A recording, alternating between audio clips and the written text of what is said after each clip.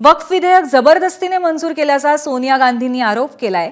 वक्फ सुधारणा विधेयक म्हणजे संविधानावरचा हल्ला असल्याचाही त्यांनी आरोप केलाय।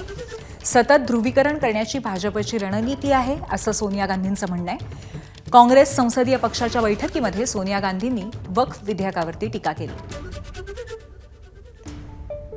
काल वक्फ विधेयक लोकसभेमध्ये 12 तासांच्या मॅरेथॉन चर्चेनंतर मंजूर करण्यात आलं, परंतु या बाबतीमध्ये वक्फ विधेयक जबरदस्तीने मंजूर केल्याचा सोनिया गांधींनी आरोप केलेला आहे आणि हा संविधानावरचा हल्ला आहे असाही त्यांनी आरोप केलाय। आपले प्रतिनिधी सोमेश कोलगे आपल्याला अधिक माहिती देतील। सोमेश, नक्की भूमिका काय आहे सोनिया गांधींची कालच्या मंजुरीबाबत? नक्कीच, कारण काल आपण पाहिलं असेल की जेव्हा लोकसभेमध्ये वक्फ विधेयक मांडलं जात होतं त्यावेळी सोनिया गांधी राहुल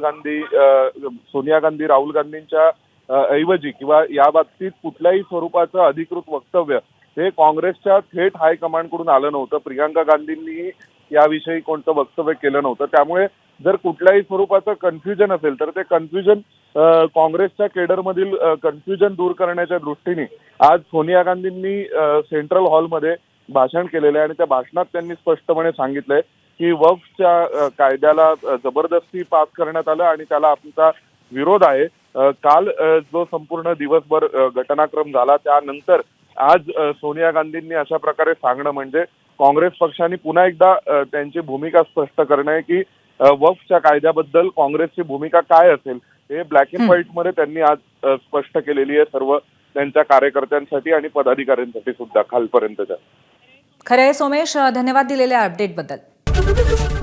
एबीपी माझा, उघडा डोळे बघा नीट।